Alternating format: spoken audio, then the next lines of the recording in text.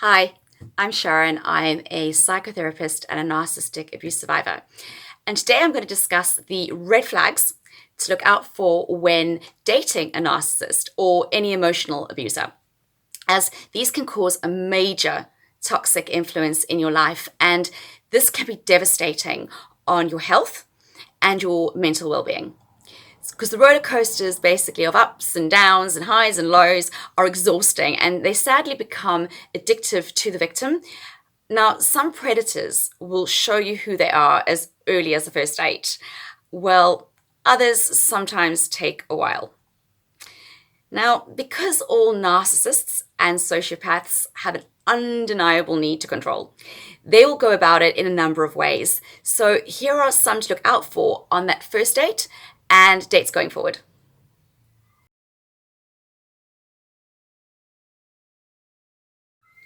Now, on the first date, they may tell you things that seem almost outrageous. The kind of personal information that you wouldn't tell a stranger.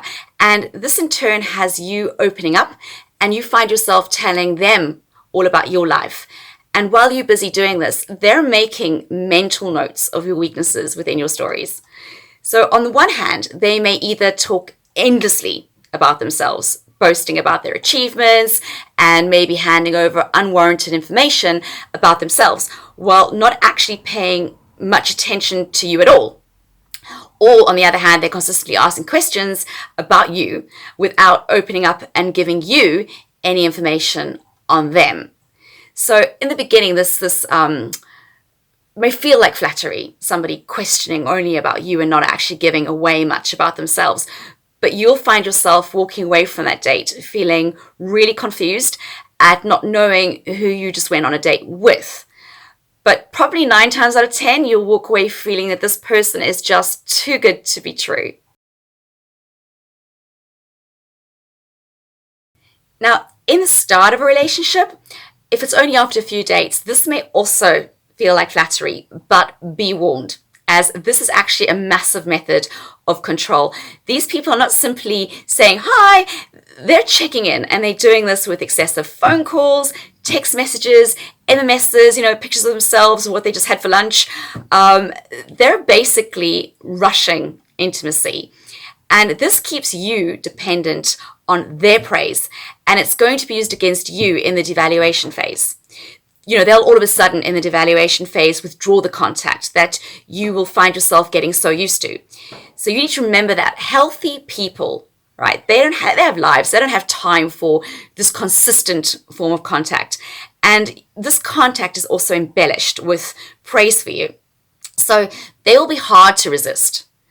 And if you choose to give yourself space and maybe not reply immediately, they'll respond in an unhealthy way by overstepping your boundaries and being persistent with an almost sense of entitlement and with very little regard for your own needs and wishes. Because people no means no. And if your dating partner cannot respect that, then don't expect your wishes to be fulfilled going forward.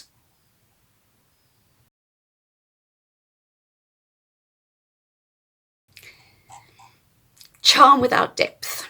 Superficial charm.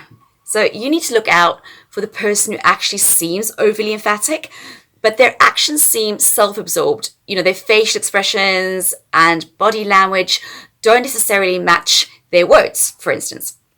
So they will exaggerate the way they feel about you, or maybe they're overly helpful in your life. If after the first date, you are the most amazing person they have ever met, or nobody else makes them feel this way, this is a highly premature sentence and is more than likely going to be a lie to impress you. Not only to get into your minds, but probably to get into your bands. Now, their actions never align with their words, and this will eventually drive you insane. As these people are usually pathological liars, and their stories simply don't add up, and you find yourself living through their world of lies. Now, most narcissists or abusers, they engage in risky behaviors, and a lot of them have addictions too. And these will also be lied about and could potentially put you at risk.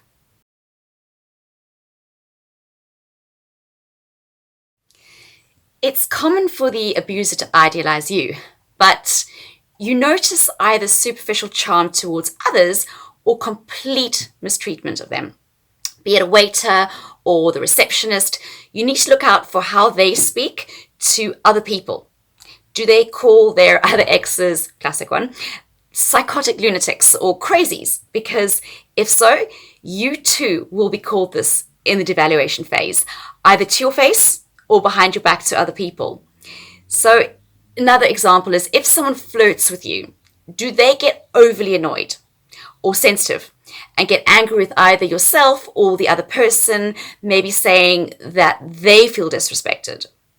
Do they watch you closely on social media and then wind up questioning you for every new friend request or like you might get on a post, and then maybe in turn start stalking the people that are giving you attention? Do they raise their voices at you in public or at others in public, either in person or maybe on the telephone? Because this is a form of toxic aggression, and this can also in turn lead to physical aggression.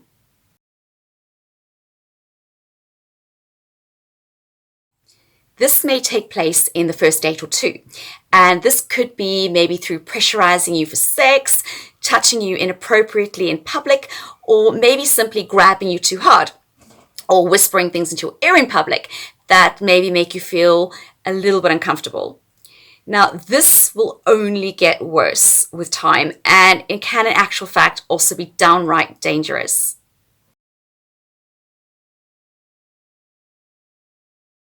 So some abusers will wait a while to torture you with this, but some will do it from a few dates in.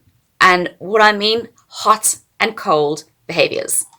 So some examples of this would be on the first date, which is going really, really well. He's been buying, say, the first couple of rounds of drinks, and then all of a sudden looks at you insultingly and says to you, well, when are you buying a round?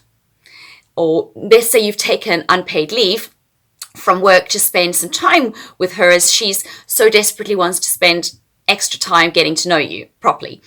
And then suddenly she disappears for a few days as your leave begins, and she's totally unreachable by phone or any other methods of communication, only to come back to you just before your leave has ended and tell you that she was ill and wasn't actually in the mood to see anyone. Now, these disappearances, by the way, which are often staged with no real convincing explanations, are a way of actually making you desperate for contact with them, but are also there to test your boundaries and how far you can be pushed.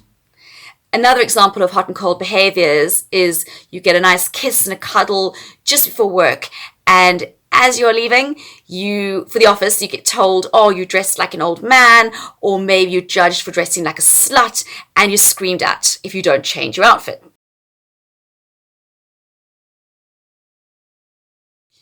I mentioned in my previous video that I would discuss and shed some light on gaslighting and projection.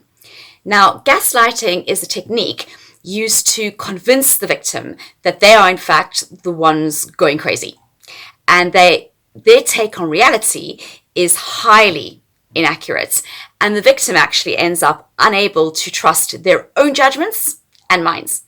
Now, this is a clever tactic, and it's used to shift the blame of their own characteristics onto you, while also enabling them to escape the accountability for their hypocrisy and deceit. So their consistent, shady, and inconsistent behavior will have you feeling as if you are completely losing your mind, and you will find yourself being called crazy often. You will also find yourself walking on eggshells, and in the future will be met with silent treatment or other consequences for even challenging their take on situations or their behaviors. So these will control you, as you will find yourself pandering to them in future in order to avoid further conflicts playing out as they had. And this is done all the while you are questioning your own sanity.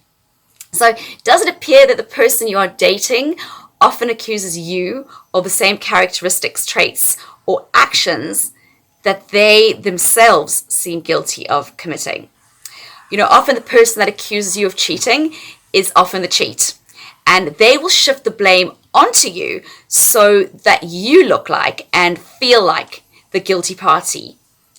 You will find yourself relentlessly apologizing for every small thing. And they will often demonstrate unwarranted anger in order to recreate the version of the event and evoke fear in you. So, as they're assessing your weak spots while they're getting to know you, they're also working out what comments and accusations will hurt you the most, knowing full well that you will be triggered by these comments or accusations. And they get off on a sadistic satisfaction while their egos get bolstered from debasing you. Now, they are controlling your emotions, and you are left feeling by their convincing that you cannot do any better.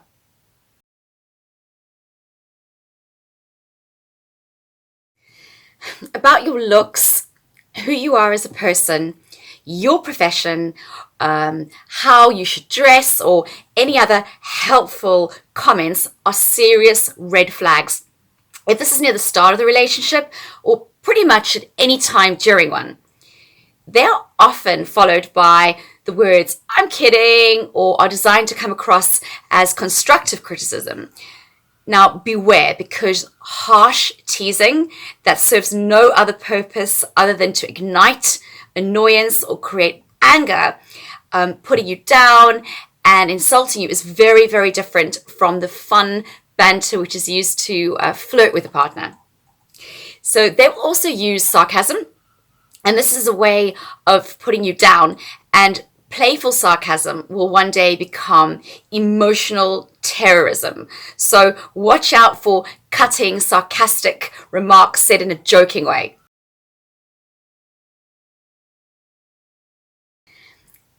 This psychological tactic provokes you into trying to please them, even if the abuser is mistreating you. So the abuser gets to have you on your best behavior without changing his or her behavior. Abusers love giving what we call crumbs to their partners, and you might find yourself on the receiving end of excessive praise and flattery and attention on one day, only to be given cold silence the day after, or a mixture of both. You are left in a constant state of confusion and not knowing the fate of the relationship. This is also hypocritical behavior, as they expect you to behave the way they don't and will judge you to the core for not living up to their expectations.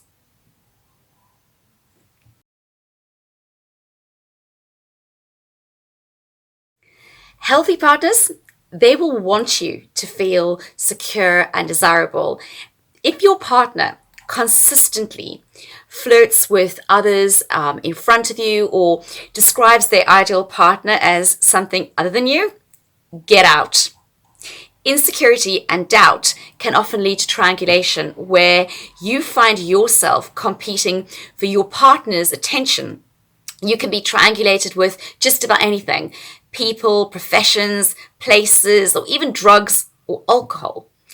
It is there to make you feel jealous and feel left out of the relationship in some way.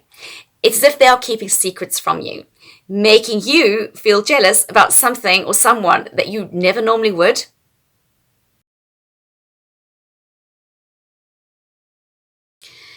Abusers go into silent mode if you question their authority or bring up their mistreatment of you or narcissistically injure them. Now, this in turn provokes you into pursuing them even more.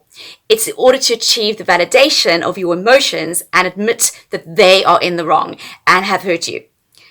But sadly, you're only handing over your power by doing this, and you'll wind up acting like a complete and utter lunatic.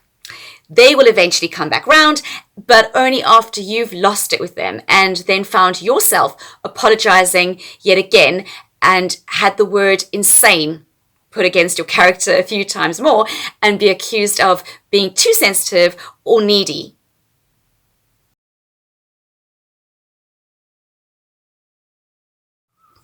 This, people, is reverse psychology at its best. The abuser will engage in splitting emotional polarization in the way they view you. So you'll be either the perfect partner when you're meeting their needs and bolstering their egos, or you're suddenly the demon if you disappoint them in any way, or threaten their fragile sense of superiority, or if you narcissistically injure them. Beware of this hot and cold behavior, because it's another manipulation tool to keep you on eggshells and in a complete and utter state of flux. Caution: if you notice any of these red flags after the first few dates or soon into dating, get out, since within the first few dates, you are usually presented with a person's best foot forward. You can be sure that things will only get worse.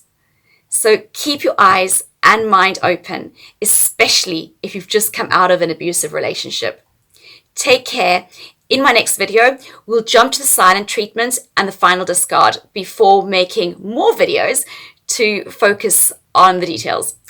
I love you for watching and wishing you a narc-free day. Please subscribe to further videos.